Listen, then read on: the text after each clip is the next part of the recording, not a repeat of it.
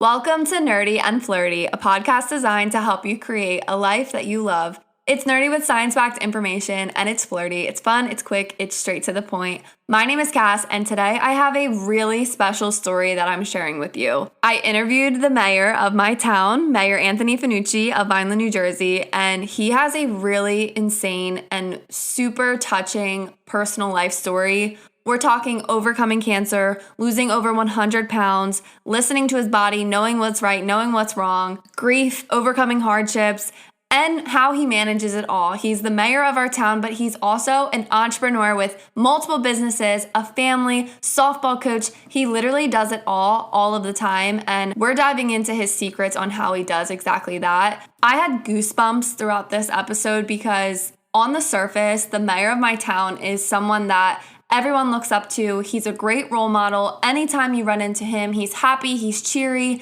he looks like he has it all together. And there are so many parts where he does, but his story just shows that you never really know what someone is dealing with or what someone has been through, and he has overcome so many things, and you would just never know unless you talk to him. So I feel like this episode was just so eye-opening, and he has an amazing story, so I'm really excited that I got to interview him and had the privilege of speaking with him. So I really hope you guys enjoy it. So I'm so excited to speak with you today because you're one of the most well-known people in New Jersey, from your businesses, your insurance company, real estate company, and of course being the mayor of Vineland. You literally do it all. And we were talking a little bit about it off air, but I would love for you to talk about this wellness journey that you've been on, because you have a crazy story that I think would inspire so many people listening. So tell us about it. Absolutely. First of all, thank you for coming to see me today and doing this with me. The wellness journey is just that. It's a journey. And I have found that in getting myself right, I also have to sometimes talk about what I've went through, because I have connected with people in different ways because they found themselves on a journey of their own without any real guidance. What we'll get into today for your listeners will be a bit shocking to some that don't know this story, but I received an award about 1.5 years ago from the Guidance Center in Cumberland County for my support of mental health awareness. And I saw that. Yeah, so that was like a big thing for me. And in that speech, all of what we're going to talk about kind of came out that night in front of that room of, almost 400 people. And a lot of them were floored to hear it. Well, because they probably didn't expect that from you. You're someone that's put together all the time. You show everything perfect all the time. Yeah. And you just, I was brought up in a very old school Italian household, right? And we have those old world values, and you show no weakness at any time. Especially for the men. Yes. Yeah. Yes. That's a challenge sometimes. So tell us, take us all the way back to when you were a teenager, kid, and how you went from that to where you are now. Of course, growing up with, in a big Italian household and traditional family values, family was extremely important. It was also driven home that success was extremely important, right?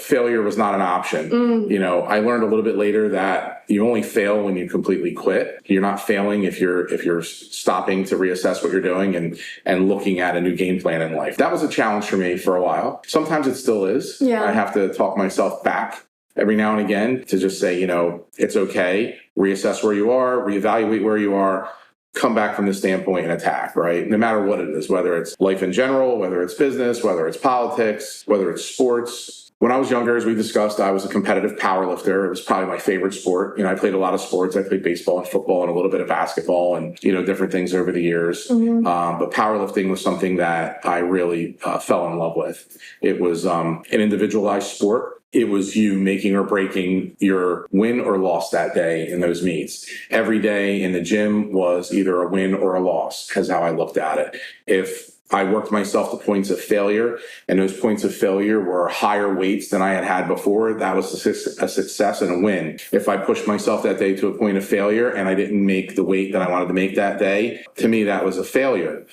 I used to have to pick myself back up and say, you know what? You're not failing. You have to readjust. You have to work something else and work stabilizer muscles more to help you on that bench press. You need to, work your tris more. You need to, more squats, whatever it would be, to allow more explosiveness in the workouts. But to me, it was also a way of working through just life, right? Moments of anger, I took it out in the gym. Moments of frustration, I took it out in the gym. How old were you when you started powerlifting? My junior year of high school. Okay. So I was about 16 when I started. My first powerlifting coach, who I owe a lot to, was Frank Blee.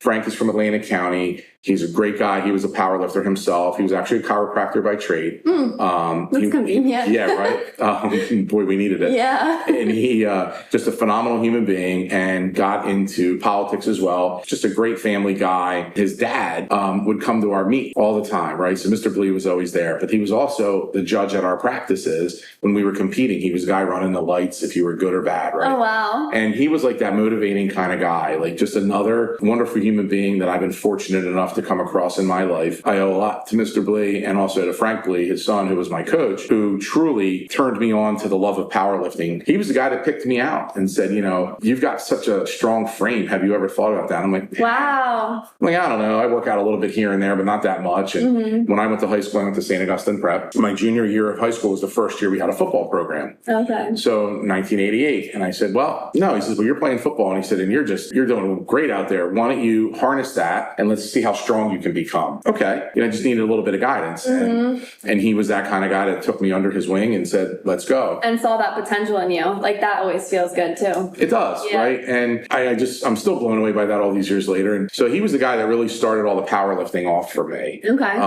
Football was a great sport for me too, because it was a lot of one-on-one battles in football, sometimes 2-on-1 if you were on the defensive line where I was. You got a lot of aggression out. And growing up the way I grew up, it was tough because, again, we were in a very strict household when my dad was there. You didn't step out of line. You didn't do anything to disgrace the family name. We were always to be seen and not heard. It was very difficult.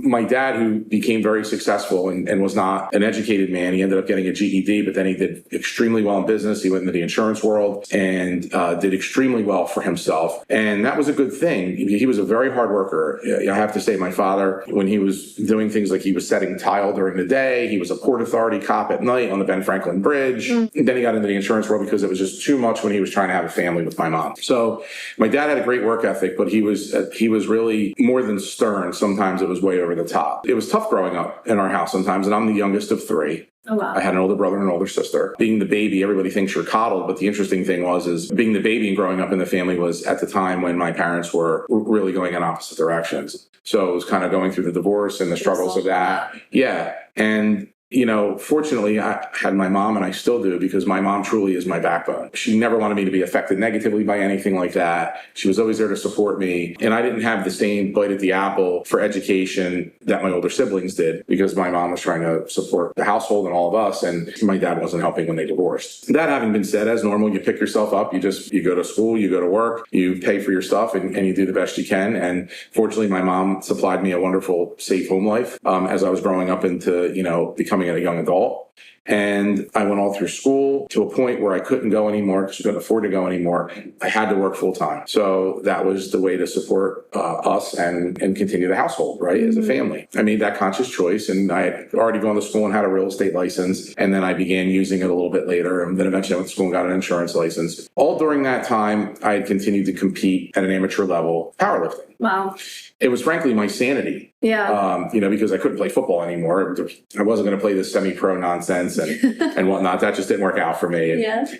These guys are like weekend warriors, and I'm not trying to kill myself. Right? Yeah. And I want to be here because eventually I have to go to work the next day. Yeah. But I continued, and powerlifting was where it was, and I started making, gains and more strides, and I got a little bit better. And as I got a little bit older, I got stronger. I think my strength started to really peak in my late 20s, where, some people are peaking a little bit earlier. I kept going. Yeah. And I don't know what it was, but I just did. And I adapted with my workouts and made a lot of changes. That brought me, forward for many years, and I competed until my mid 30s. Wow. Yeah. Almost 20 years. Yeah.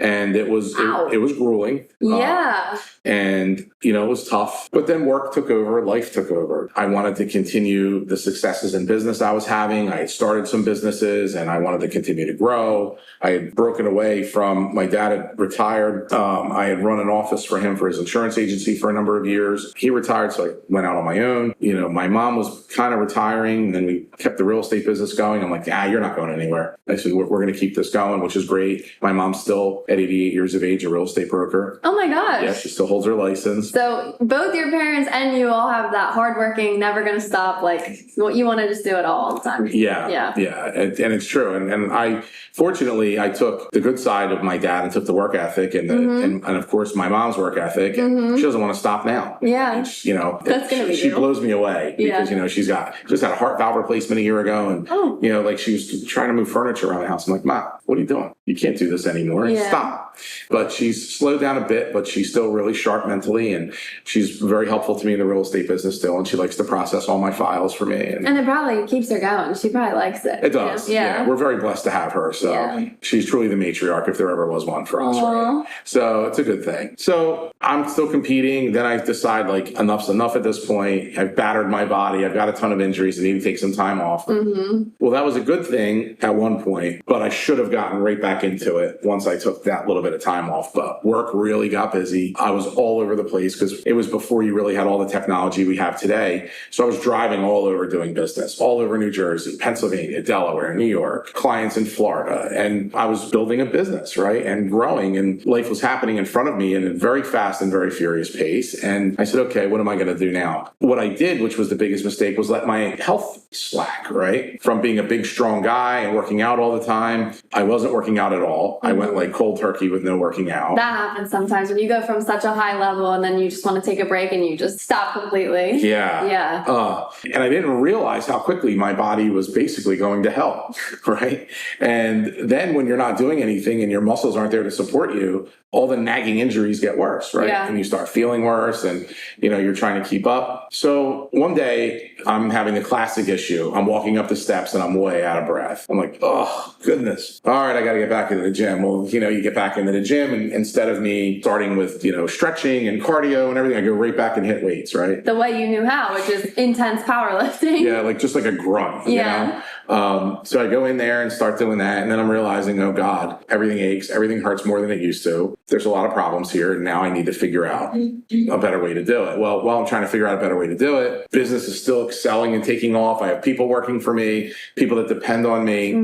I have to shift gears again. So I end up stopping at the gym again. So it's a stop and start mentality, which we all know is no good. Right? Especially for your body. And that I was the classic example of it. So fast forward, I get elected to my first term on the Board of Education in 2006. I am just wondering what I'm thinking long term now. I'm getting into elected office. I have the businesses. I'm just all over the place. And I'm thinking, man, I really want to get back into the gym. It's always been in my mind, but there was always something in the way. I said, you know what? I got to make some time. So I make a little bit of time. Well, it's like one day a week. Well, one day they say is better than no days. And there's some truth to that, but I got to tell you, not for me. Yeah. One day just was not enough. I mean, maybe if I was in there for 8 hours. And to build that routine, if you're trying to build the habit again, one time a week, you're not going to feel that commitment. It's going to do something more than nothing, but that commitment, that mental part of it, you're 100%. That's hard to build if you're just once a week because you feel like you're kind of half-assing it a little bit. Well, that's exactly right. And then I'm like, but I'm here, right? Yeah. Tell yourself whatever you want, but that's not the way to do it. Things happen. I end up having my first child, my son Vincenzo. He comes into this world clinging to life, right? Struggling from birth. He has special needs. He's disabled. He's got 2 holes in his heart. They're telling us the first 24 to 48 hours are crucial. He may or may not make it. Wow. All the stresses you can imagine. He's in a neonatal intensive care unit for, the first month and a half of his life. Every day at a hospital. I mean, it was brutal, right? Because you're powerless. You can't do anything to help your child. And that's an awful feeling. He finally gets himself to a point, thank God, with the doctors that were so good to him. They move forward. He gets himself healthier. He's able to come home after a few months and we get him out of the hospital. Well, my house is like a medical ward for him, breathing machines, heart monitors, all kinds of stuff. So it really took priority. So I lost complete focus of everything that would have been good for me because I had to concentrate for him. He starts to get a little bit older. Things are adapting and he's now 17 going on 18 in September coming up. Still challenges out there, but doing a lot better. And every sacrifice I made, I would make again tomorrow to make sure he is where he is today. That was important to me in a motivational way as well. I want to be motivated to take care of him. I decide that I'm moving forward. His mother and I split up. After a number of years together, I'm working like like a demon again. I'm nonstop. I'm providing for him. Now I have another reason that I've got to perform even more. So I do that. And as I'm doing that and life is happening and I'm getting involved in other businesses, I'm spread even more thin. I realize sometimes I have these little teachable moments to myself, like, hey, you better start taking care of your health because now you're hitting your mid to late 30s. I have high blood pressure. I'm a borderline type 2 diabetic at that time. I was very heavy. I was over 340 pounds. I wasn't working out. I don't know what I was doing, to be honest with you. Even when I look back, like, I don't even know why I wasn't focused. Fast forward, I now am with my wife, Stacy. We have 2 daughters, Giovanna and Adriana. One of my children, I love all 3 of them dearly. They're truly a motivation for daddy if there ever was any. Well, I get to a point when my older brother, Richard, was not doing well. He moved in with us the last couple of years of his life because he really couldn't live alone. He was struggling a lot. He was on dialysis several days a week, multiple hours a day on these machines because he was in renal failure. He had multiple heart attacks. He had all kinds of issues, health related. You could shake a stick at it on a wall and you could pick out a health problem he had at one point. Wow. So moving on from that, he was with us, and one night he was really having a very difficult time breathing. And I hear him get up and he's walking downstairs because he would have to sit up. He couldn't lay down anymore because his lungs and everything were just filling with fluid. It was bad. So I could hear him go, and I get up, I go down, I start talking to him. 2 o'clock in the morning, maybe. And we're sitting on the couch and we're watching, reruns of the news or whatever. And he said, I noticed you started losing a little bit of weight again. He said, you going to stick with it this time? And I said, yeah, I think I really need to. I said, but I'll make a deal with you. I said, you get your kidney transplant, you get yourself squared away, you get your heart ablation done that you need, you come out of this stuff successfully and get yourself healthy, and I'll make a deal. I'll lose the weight once and for all, and I will get myself healthy. He says, all right, that's a deal. So later on we go and, he gets to sleep for a couple hours, gets up and goes to dialysis. I go out my day of work. I come home that night. He's in really bad shape. He gets admitted to the hospital the next day. They have to drain his lungs. They actually have to pierce him with this giant needle. And he took about 3 liters of fluid out. Imagine like a 3-liter bottle of soda. Wow. Filling that up with all the fluid coming out. In his lungs. Mm-hmm. Oh. But he was in congestive heart failure. Yeah. I mean, you name it, he had a problem. So this was the beginning of the end for Richard. And a couple weeks later, he goes in for a procedure. He flatlines in the hospital. They resuscitate him. They get him back. They get him out of Cooper, and they have to send him to University of Pennsylvania. The board has to meet to do an emergency procedure to see if they can do this ablation to save his heart, and they vote to do it. He has the procedure. The procedure is successful. The problem was he was gone too long the first time. He's there. Everything is shutting down. The machines are basically keeping Richard alive. We get called in. It's during COVID. Right. So there's limited people, limited visitors. I'm there. I'm talking to the doctors, and it's bad. It's really bad. And this is about almost a week after he and I had the next conversation about getting healthy. Subsequently, unfortunately, Richard passes away. So he dies in that October. And that was a devastating blow to the family, especially to my mom. She never have to bury a kid, right? And I said, you know what? I talked about it. We got through the holidays, and it was tough. After getting through the holidays, I said, you know what? I made that commitment and I'm going to stick with it. So I'm having lunch one day with a good friend of mine, Anthony DeFabio, and he is talking to me about, he does the intermittent fasting. He does this and that. I'm drinking my Arnold Palmer, which was always my favorite lunchtime drink. Not with alcohol, everybody. Just a plain one. Yeah, just a plain one, unfortunately. And he says, hold on a minute, I'm going to show you something. He gets on his phone, and he shows me a picture on his phone of how many sugar cubes are in that drink. And I said, how could that be? It's unsweetened iced tea. He said, the lemonade's not unsweetened. There's so much sugar in that, and here it is. And I mean, I forget how many it was, but it was 15 or 16 cubes of sugar. Oh, Cassidy, I was like, you gotta be kidding me. Yeah. You ruined it. People think lemonade and sweet iced tea are the same as they're healthier, but they're the same as soda. It's bad. Sometimes worse. Oh my God, yeah. And I said, he's ruined it. I've never had an Arnold Palmer since. I like my unsweetened iced tea, and I put a lemon rind in it. Well, that's better too. Yeah, much better, right? So Anthony ruined it for me, and I said, okay. I said, well, tell me about this intermittent fasting. He tells me, so I start researching it that night at home. I'm looking on the internet and all these crazies with all these programs. I'm like, this is nonsense. I said, I can do this. Essentially, you're starving yourself for part of the day. That's what I tell myself, right? I could do that. Well, let me tell you, it's difficult. Yeah. It's very difficult. Oh, yeah. So I started and I had every problem in the world, every side effect Google would tell you was out there, I had. My sugar was dropping, my stomach was in knots. I mean, you couldn't go to the bathroom right. Mm-hmm. But it says tough it out. The benefits are there, but you got to make some adjustments. So I made some adjustments. I toughed it out. I got past the first 60 days and I was losing weight. Yeah, sure. And my fasts went from like 10 to 12 hours to 16 to 18 hours. Then over the next few months, 16 to 18 went to 20 to 22. Oh my gosh. I hit a couple 24s to see if I could do it. That's the problem with personalities like mine. It's excess, right? Because you're so determined, that type A personality, you're going to succeed. You're going to make it. You're getting there. Yeah. Well, I would. Well, I was tearing weight off. I was like, wow, this is the greatest thing ever. Who figured? So one day moving forward, I'm now having conversation in my office as mayor here in the city of Vineland. And one of my attorneys comes up to me and says, geez, Mayor, you look fantastic. How do you feel? And I said, well, bluntly, I feel like shit. Mm. He said, what? He said, well, you lost all this weight. How much did you lose? And no one's expecting you to say that. No. And I'm like, I don't know, maybe 65 pounds at this point. I said, I should feel better, right? Like everything should be, significantly better. I didn't even think, but maybe your body's still adjusting. I said, yeah, maybe you're right. At that point, I still hadn't been feeling well. I was having other issues. I could tell you from, physically just feeling depleted and drained. I had no energy. I was laser focused when I was working, but then when I finally would get home for the day, my brain was exhausted and I was never like that. I was always extremely mentally sharp, if nothing else. It didn't matter how bad a physical shape I was in, my mind was always great.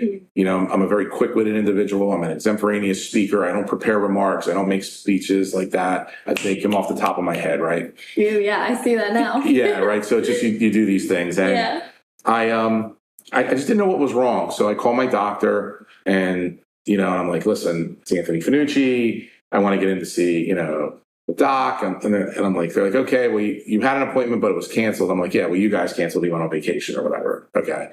I need to make sure I get this back on the books. They're telling me they can't see me for like 5 months. I'm like, what? So, this doc is kind of a family friend. So I know him and I'm like, well, listen, can you ask him to please give me a call? It's important. I said, I don't feel well. And I don't like to come in. Yeah. My previous doc in that practice had retired. The one that took over, we've known very well. And I said, hey, listen, they're like, yeah, we can give you an appointment and we'll get it to you. And again, it's 4 months. I'm like, well, the first one was 5 months. This is 4 months. Like, I don't feel well. Like, there's something I think wrong with me. And you knew deep down? Yeah. I knew something was wrong. I just didn't know what, let alone what I was expecting to find out. I get very frustrated after a number of attempts to try to get with the doctor. I can't get there because they just won't make an appointment. I ask for a phone call. Okay, we'll have them call you. That week goes by, no phone call. I call back the following Monday. Can you please have him give me a call? Here's my office number, my home number, my cell phone number. I don't care where he calls me or what time of day or night. I need to talk to him. No call. Call back a third time, same thing. Call back a fourth time, and now I'm not so nice. I said, listen, if I don't get a call back on this week by Friday, this was on a Monday, you may as well pack up my patient records because I'm going to leave the practice and I will never have anything to say to him again. Okay, we'll make sure he calls you. No call. Following Monday, I'm making an appointment with a new doctor. I get in to see the new doctor. He says, okay, what's up? Explain everything, no problem. Does baseline blood work. My blood work comes back and it's really funky. He says, I want to repeat it. Can you please, are you able to do it quickly? I said, sure, I'll do it tomorrow morning. I'll make the appointment now. You're only fasting for 10 hours. I'm doing this like it's easy now, yeah, right? Fasting for blood work's nothing for you. Yeah, it's a piece of cake now. Me, I'm like, I'm starving. So I go and I get the next round of blood work, comes back, it's exactly the same. And he said, all right, I want one more round of blood work, this panel, I want to do this. He says, I want a stool sample. A stool sample. I said, all right, no problem. What do you think it is, doc? So it could be anything. He said, it could be, you could have an ulcer that's bleeding. You could have a hemorrhoid that's bleeding. You could have something else internal that's a bleed. He said, and I said, I get that, but what are you really looking for? And he said, well, listen, the worst case scenario, he said, is you could have maybe colon cancer or something like that. He's trying to cushion it for me a little bit. Yeah. And he doesn't want to tell you if he doesn't know. Right. He doesn't want to be wrong. Right. Okay, I'm thinking, all right, colon cancer again. No way. So do the blood work, do stool sample, get everything ready, get it turned in. Well, guess what? Everything's really bad in all those tests, including that stool sample. He's like, all right, here's what we need to do. We need to get you a colonoscopy scheduled immediately as an emergency. And I'm like, what? And I'm like, he's like, I don't know, but we got to figure out what's going on internally now. So I have another gentleman that I know the family well, and he's a gastro doctor and does all that. I said, yeah, I'll go to him. And they schedule it. And I'm like, I need to get in right away. And we go through this whole program with, through the health insurance and get everything ready. He tells me what to do, how to prep for a colonoscopy. We do it. We get in there. And this is in June of 21. Wow. Right? Get everything done. Remove some polyps while he's in there. He finds some things he doesn't like. He tattoos them, so he marks them internally. Wow. But they've got a biopsy and wait for the biopsies to come back. And okay, June 23rd of 21, my wife's birthday.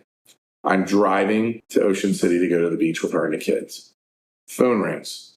I see it on the Bluetooth that it's doctor's office. Oh, my results are back. See what this is.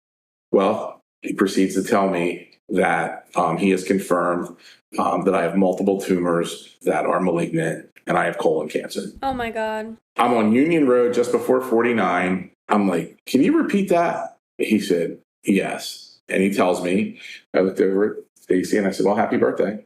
I said, all right, listen, I'm going to the beach. And I said, what's next? He says, what? I said, I'm on my way to the beach with my wife and kids. I said, I'm going down there. What's next? He says, well, we need to get some blood work done. We have to do this. He starts laying everything out. And he said, you're going to need a CT scan. You're going to need and he gives me all the details. Okay. All right. And I said, okay, well, I'll have the blood work done this afternoon. And I said, I'll get a hold of the imaging center and I'll get everything scheduled. And he's like, what? I said, Tom, you know me. I said, this isn't going to work for me. I said, I need to know exactly how bad this is. I need it assessed immediately. And then I need a plan. And just take control of what you can, like do what you can do. That type A comes right back out real quick, right? So now the whole time we're on our way to the beach, just keeping things upbeat for the kids and just not, because they don't really get it. They were pretty young at the time. And because it was just my daughters that were with me that day. I'm like, you gotta be kidding me. I'm like, all right, let's fix it. So I'm driving down, I'm like, get on the internet, schedule me the appointment. I want it like 1:30 that afternoon. I was getting the blood work done. I said, all right, because we were at the beach early. I said, we're down early. I said, we're going to leave the beach. And I said, we're going to leave. And as soon as we're done, I'm going to get you guys home and go right and get that blood work done. And I said, then we're going to go from there. So I call our health benefits broker up. And I said, Rich, I said, all right, here's the deal. You're finding out, next. I said, I got cancer. I need to get into, it's now AMI, but it used to be, I forget what it was, but Dr. Shaw had at the imaging center on Chestnut Avenue. Yeah. So I'm like, I got to get in there. I need a CT scan, I need all this stuff, this, that, and the other. And I said, can we get this together? And I said, I need it right away. He said, well, you're going to be ahead of the health insurance. They need a pre-auth, they need this and that. I said, I'll pay for it. I could care less. I am not waiting for this test. And yeah, I mean, you saw how it was just trying to get into the doctor. 5 months appointment. Imagine if you waited. It's like you're inside my head right now. You're reading my mind. It's exactly how I was. I'm like, I'm not playing games. Yeah. Let's get it I'm done. the same way. I'm like, I got to. Yeah, let's get it done. If happens, I got to be there. So we go through all that process. We get everything done. I start getting the tests. I'm in there.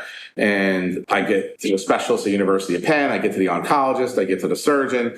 And all this is happening like in like a, I don't know, like a 10-day period. And people can't believe like how quickly I'm expediting this process. I'm like, you people don't understand. Apparently, this is pretty bad, and these tumors are huge. They've been growing in me for years, and I had no idea.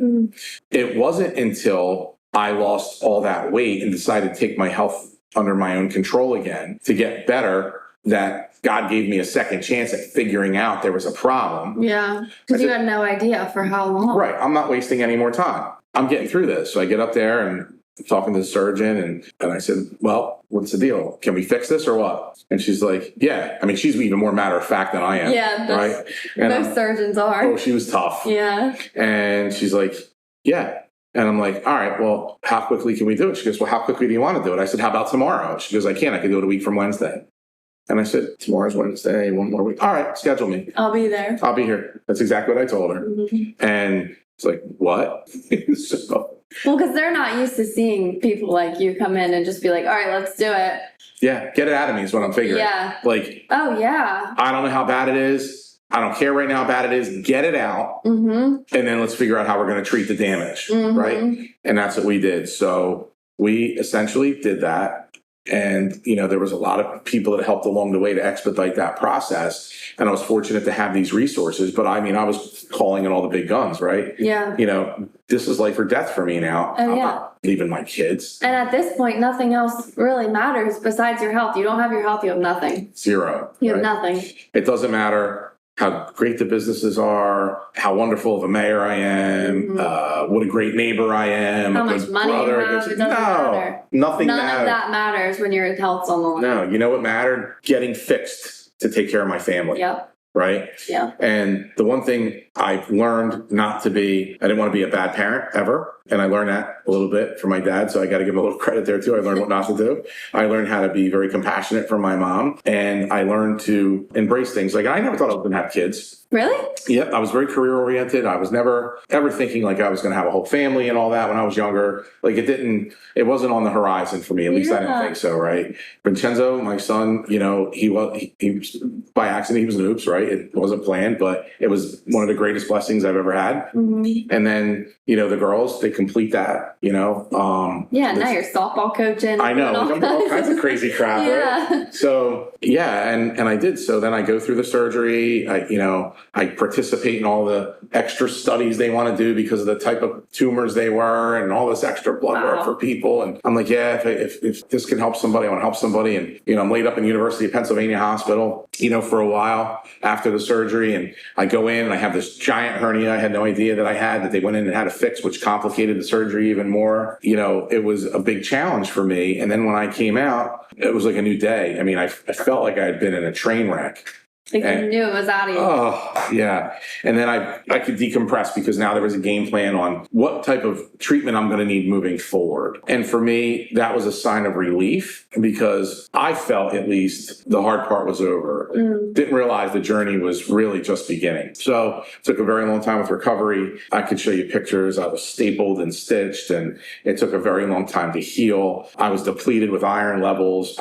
Just my body had been through so much more trauma than I realized leading up to the surgery, let alone going through the major surgery. I was down for hours, knocked out for them to repair everything and remove these tumors. And then the journey started on fixing my body thereafter. It was kind of like a complete oil change, like a service, right? Going in and getting infusions and getting, new things put into your body to help you get stronger and try to get healthier. And I'm like, and all I'm thinking about is how am I going to get back on my fasting cycle and get the rest of this weight off? Because now that I'm healthy, I got to get more off to make sure there's no other problems. Right. Because now I'm thinking this was the one thing that was the epiphany to me. Yeah. Right? Like that was the moment that you knew. Yeah, it was a very defining moment in my life. So I get through everything, very grateful, very blessed to be here still. And, I'm like clockwork with all my doctors, now of course the schedule is there. It's like every 90 days is blood work, every 6 months is one set of tests, every year is another set of tests, and I'm on it. Yeah. I could tell you don't miss a single one. No. And I try to do it, but then I said, now I'm back to, I'm going to call whatever normal is for me, if there is such a thing. And I decided that I've lost some weight. Now I had lost like 85, 88 pounds in that range. And I was fairly consistent, but I plateaued and I wanted to get even healthier and I wanted to get more weight off and I wanted to feel better. And I needed to get a little bit stronger because honestly, I was very physically weak. The cancer itself played hell with my body. Oh, yeah. The surgery was another whole level of hell because recovering from that, I was so depleted and weak. Yeah. And you're not doing much, I assume, no, right? Like you're just, any muscle you did have. Couldn't for a very long time. And I said, I got to do something. So October of last year, I started working with Lauren Lilly, my trainer. I brought her in a few weeks earlier and I said, all right, you ready for me? She says, I've been waiting for you. And I said, all right, let's talk it through. And that's when we talked about, what do you want to do? I said, I need mobility. I need flexibility. I said, I need some stamina. I said, I'm winded. And that's when she was shocked, because knowing my past as a powerlifter, her dad and I have been very friendly for decades. She's expecting you to say, let's lift heavy. Yeah, let's get in there. I'm going to get back in the gym. You're saying all the things no one ever hears as a trainer. I don't think I've ever had someone come and ask me, I want to do mobility. Yeah, right. That's a dream. everyone needs that. It is. And I remember, getting the PVC, trying to get behind your back. I couldn't do it now. It's like, it's nothing. Yeah. And it's humbling when you realize I can't even do normal ranges of motion. Cassidy, when I tell you talk about an eye opener, I was like, like a punch in the gut. It's like harder than powerlifting. I can't take this PVC pipe behind my back. What is going on? Yeah. What happened in the world? But it's what we did. So she came up with a plan and we started working and modified all these workouts, and they've been great. What kind of workouts are you doing? They're kind of like modified CrossFit type workouts. Okay. And now we've been able in the last few months to infuse a little bit of strength training so I can start to get some strength back, some muscle definition back, because, you hate you lose all that weight and you get flabby, right? So now it's 109 pounds later, and I'm still working out, and I trained today, and thank you for accommodating time because I'm cooling off from the gym. Yeah. How many days a week can you train with her? So most weeks it's between 3 to 4. Okay. Sometimes it's 2 depending on my schedule, but we try to schedule like a month out because then you know how it is. If you don't have it on your calendar, you're not going to do it. Doesn't happen. Right? And that's what's super important is that I stay regimented and scheduled, and then I schedule everything around it now. Yeah. And that's like a non-negotiable. Like you would never miss a business meeting. So why are you going to miss your own meeting with yourself and your trainer? And you know how many people have told me that over the years, and I'm like, I never adhered to it until now. And all the people that I know that really took control of their physical well-being were so much better off for doing it just like that. Just like you said. You would never bail on someone else. Nope. Ever. Nope. And you're so type A. Like I could just tell you don't miss commitments. You don't bail on people. Nope. And for how many years you felt like you were doing that to yourself. That's exactly right. And that's the thing that... And so many people do that. And it bothered me because I'm like, I can do all this. Why am I not doing this and doing it right? So I did, and I decided to get it under control. And since October, we've been going strong. And, even now, I'm going to be away for a little bit because we're down the shore with the kids and everybody. And at this point in time, it's like I joined the gym here. The first thing I did Saturday after moving everything in is I went to the gym and paid for my membership. Yeah. Right. And I did that. And today we were working out. Tomorrow we're working out. And you feel good, I'm sure. Oh, I do. And you're not even like the mental, just you did it and you're here and you're doing it. Yeah. Like so many of us make excuses, or we even say like, oh, financially, I don't want to get a gym membership because I'm just going to be there for 2 weeks. But it's like you spend money on Amazon on so many dumb things. Yep. A gym membership is like one thing on Amazon. And it's the truth. I mean, literally, some people probably think I'm nuts. It was $145. But I said, you know what? For the $145 for the month that I joined the gym here, I could have picked up a couple sessions very cheaply, but no, I want to go work out even when Lauren's not here training with me. I want to go do some simple things just to get those extra days in. Yeah. Whether it's just some general cardio or a little bit of weightlifting or whatever it may be, because I want to make sure I'm doing everything I need to do for me. Yeah. Right? Because if I don't do it for me, I can't be here to do it for everybody else. And you do a lot for other people. A lot of people depend on me. Yeah. And believe me, that weighs on me. And I want to know, how do you deal with that? Like, what are your outlets? Obviously, working out is one of them now, but it's tough. Like, I don't have a lot of ways to release that kind of stress and pressure. I don't. And so what does it do? Just build up? I compartmentalize. Yeah. I literally, there's probably about 1,000 filing cabinets in my brain that have little things in there. And then eventually you get there. And you know what ends up happening to me sometimes, and it's really, this is going to kind of sound hokey and strange, but when I go to church, like if I'm at Mass and I'm sitting in Mass and like you're praying or something at a moment will hit you in what maybe the homily is that, Father had that day, or in one of the scripture readings that you're actually paying attention to instead of talking to your kids to be quiet, right? It'll become very overwhelming to me. There are certain songs that when I hear certain songs like on the radio that absolutely mentally take over my entire being, and they will melt me on the first note. And I have found that for whatever the trigger is there, and maybe that music or that moment or those words that are being said, it becomes a very emotional rush that is extremely difficult for me to control. And I used to fight it. Now I just try to let part of it out, because for whatever it is, it's cathartic in its own way. Yeah. It's humbling. There are points in time where I'm very hard on myself, and I don't put it out in public, and I don't really put it out in front of the family because I always want to be strong for the kids. But there are days that you walk around and you have moments where you think you're like a complete piece of crap. You really do. You just, even though you're doing a million things and no one would ever look at you and say that to you, but no. And it's just you like, say it to yourself. I do. I'm tough on myself, and I'm like, what, I could have done more today, or I helped somebody out of a jam, and it's like I probably could have done even more. Or you have a person that calls you with a problem and their world is collapsing around them, they come to you as a mayor or somebody to fix it, and you're trying to fix it, and sometimes there's just no way you can fix it, and then you just hold that, harbor it, and it's like, how did you get yourself into this situation, meaning to these people?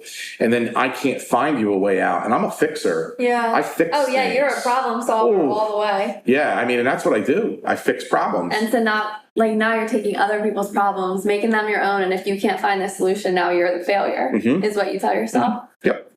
So I own almost their misdoings. Yeah. Right? Yeah. And I do. And I just I don't know. It's almost soul taking at sometimes, and I feel that way. And then when I get into those moments where it's almost like I'm giving myself a little mental pity party, I literally go look in a mirror. I tell myself all kinds of horrible things like, get yourself together, I'll keep it clean. Right. But I just basically stop being a bitch, right? Get your shit together. You're better than this. Yeah. You can do this. You handle it, and go be you. Do what you do and fix that issue. Find a way to make it work. And does that work? Does that hype you up? Yep. Yeah. Yeah. So it's yeah, I'm telling you, I'm not all right. It's like your best and worst trait. It's you're so problem solver to a fault almost. You just make everything.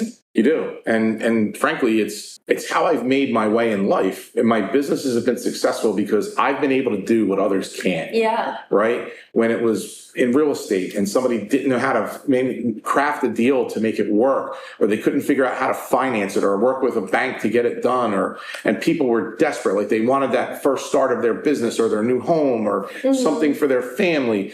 I'm like, let me think about it. And I would always come up with a way. Yeah. And frankly, and people say, well, Jesus, the easy way or the hard way? Well, it's always the hard way because there is no easy way in anything. Because the easy way, when you think it's easy, always becomes harder later because you did something wrong. Oh, that is good advice. Yeah, trust me. And I've been there. And the laws in real estate and finance are very defined, but they're also very flexible if you know how to interpret them.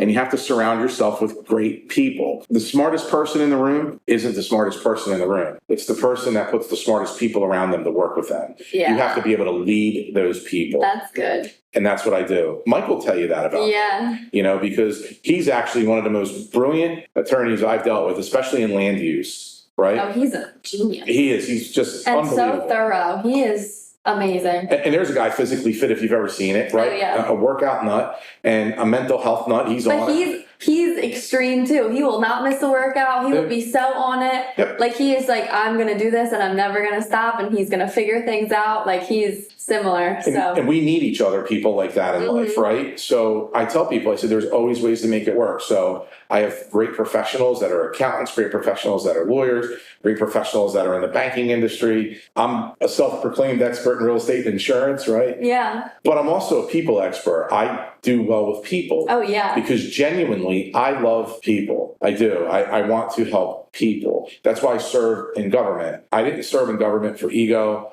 I didn't serve in government because it was going to benefit me. It costs me money to be in office, right? Oh, and it takes up more of your time. You would be fine without. You're right. But you're good at it, and we need you. Thank you. And I'm happy to do it. Truly, it's an honor for me to serve. I wear it that way, and I wear my heart on my sleeve when I serve.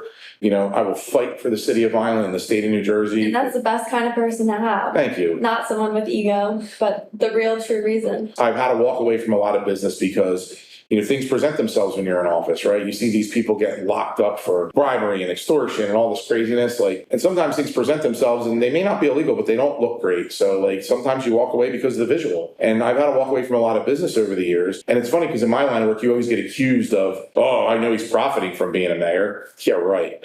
Some people might have profited, but it's not me, So I try to do it right because, I still live by that adage, even though it was pushed into me for the wrong reasons. Never do anything to embarrass the family, right? Well, to me, that's my kids. Yeah. Well, and the ethics thing, that always follows you. Even if right now, someone benefits from doing something a little bit shady, but they really benefit, that catches up to you at some point. And everyone finds out, your reputation's tarnished. That never works out. That's horrible. Yeah. And I don't want my kids growing up. Listen, my kids can read.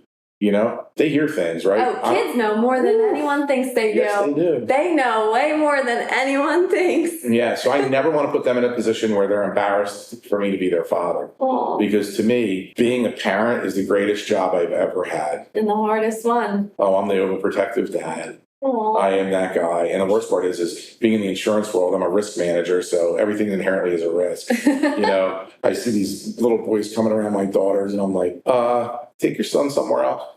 Well, they're just playing. Yeah, I know, that's today. They're 8, they're 10, they're 11, they're 12. No. You know, I'm that protective dad. Plus, you know, I monitor everything. And I've had to learn to give them a little bit of their own leash, right? Yeah. Even at the beach, you know, when they're at the beach, I'm always worried in the water. I'm coming in the water with you, but they love it. You know, come on, Daddy, let's jump in waves. But the ocean is crazy. Me and my mom went to the beach the other day, and we were like, I don't know how these kids are in here. Right? You get scared. And I don't even have kids, and I'm like watching them. Trust me, we're always looking. But that's the adult in us too. Yeah. But it means you have a good heart because you're caring, even if it's not your child. And that's kind of what has brought me into so much. And in many cases, it's pulled me into different veins where I've had to help people or try to help people. And you listen to their stories and they tug on your heartstrings in a lot of cases. Now, there's people that just self-inflict negativity because it's just their personality, right, or they're narcissists.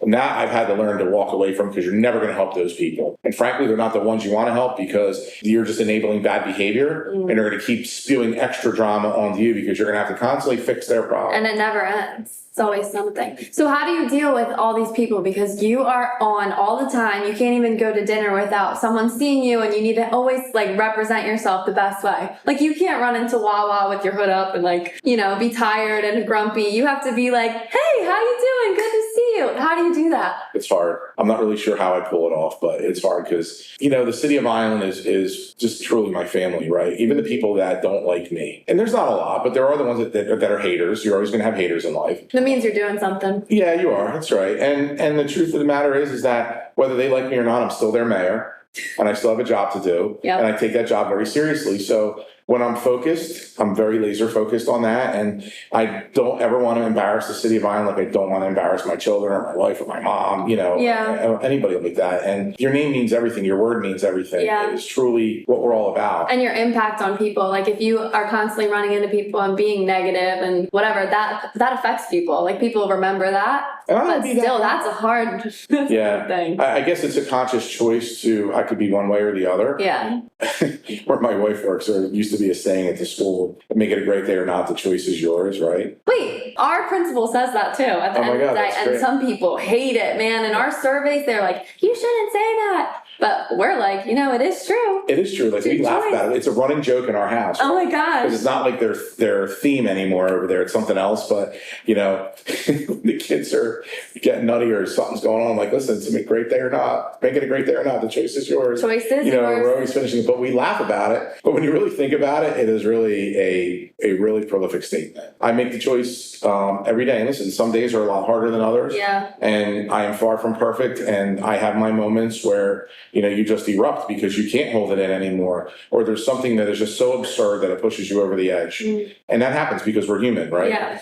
And, you know, you just try to deal the best you can. But I want to put on the right face for everybody, but I also want to make sure people know that it's okay to let it out. Be human. It is. It's okay to be emotional. Do you have things that you do to like relax and feel better and recharge your social battery, or you're just like go, go, go? Not so much, but I'll tell you what I do enjoy. Even though I've lost a ton of weight, I'm still a foodie. I do really enjoy great food. Hey, food is the way we all communicate and socialize. That's a big thing. Yeah. So for me, like getting a great meal and enjoying that meal, like there's a lot that goes on. I enjoy good conversation, and I try to keep my inner circle very tight these days and close because, you know, it's unfortunate in this world, you find a lot of people that you truly can't trust. They're always an ulterior motive. And because they're looking for someone with influence or power or notoriety or stature, I don't mind helping anybody. I want to lift everybody up I can, but I want to do it for the right people that are doing it for the right reasons and not people that are just trying to latch on. And there's a lot of them out there. Yeah. So, one of my favorite quotes is be a fountain, not a drain. And some people like that drain, there is a difference. Like you want to help someone, but the drain, like that just sucks your life out of you, you know? You're right. That's a really good. I like that a lot. Yeah. You talk about a drain. We borrow that from you. Borrow it. All right. That's a deal.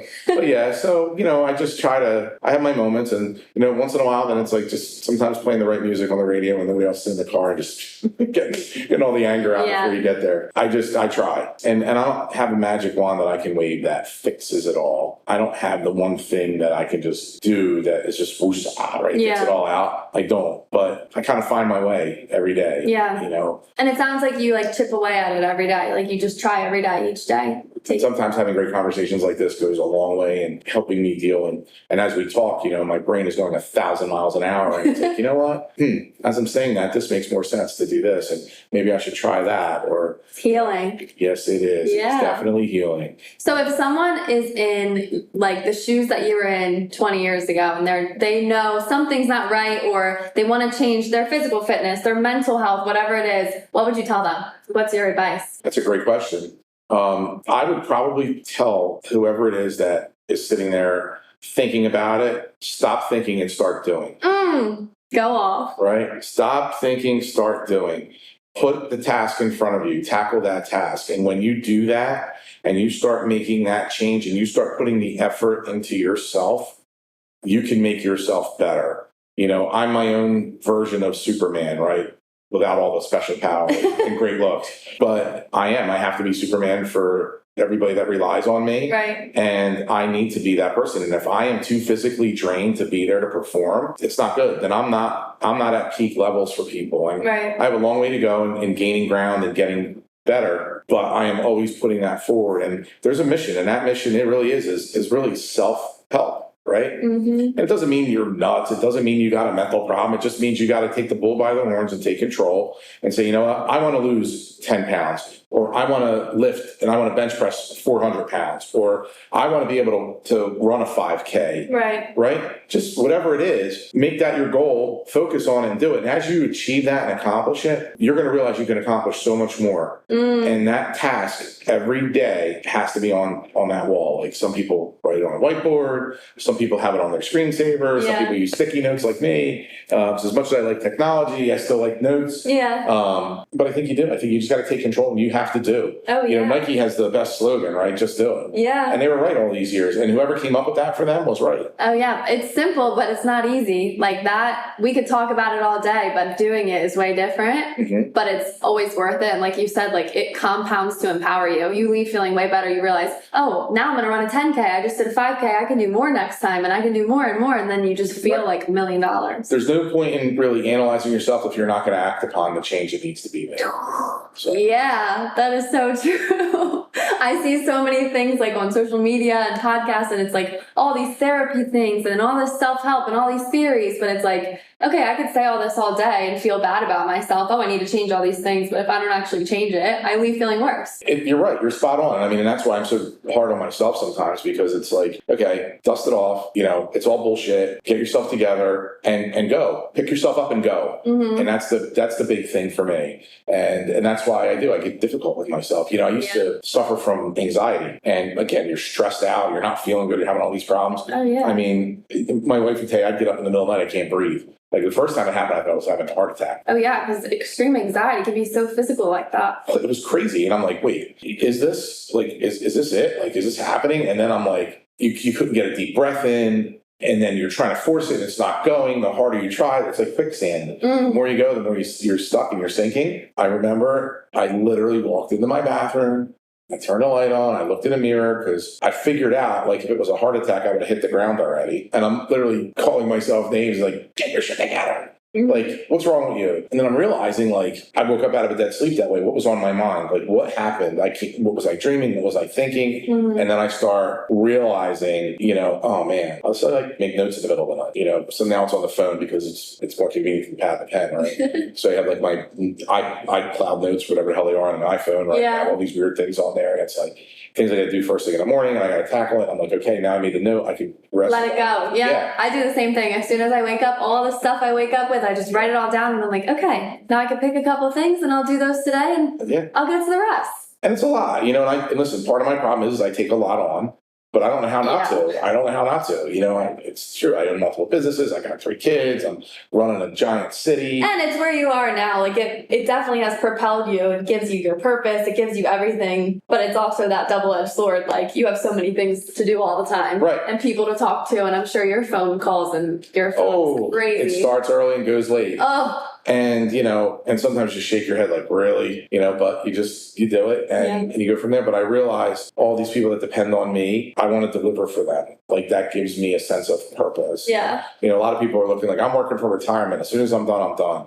Like, I'm the guy that's never going to retire. I'm going to need to do something or be involved in something in some capacity. Oh, and I can tell, like, this all gives you genuine purpose. Like, you're not just saying it because it sounds good. Like, you genuinely enjoy it. And it makes you you, and you would be lost without all the things you do. I live it and believe it. Yeah. Right? And someday I'll be done running for public office because, I'm going to want to have a little more time for the kids and the family and stuff because it does take a lot of time away. Yeah. Especially when you do it right, because I take that as a full-time responsibility. I mean, my weeks gauge 90 to 100 hours a week. Wow. And you still find time to take care of your wellness. I am. I'm forcing that in there because I'm realizing if I don't do that, I'm never going to be able to keep this pace up. Yeah. Now, listen, when I get to my 60s and 70s, am I going to want to keep that pace up? The answer is no. But I want to have had accomplished enough where I can continue in some way, shape, or form, being relevant to my family, being active and relevant to myself, and being true to the values that I believe in, because otherwise there's no point in doing anything. And do it for good, genuine reasons, and not because I'm looking for something in return. Yeah. So many people always are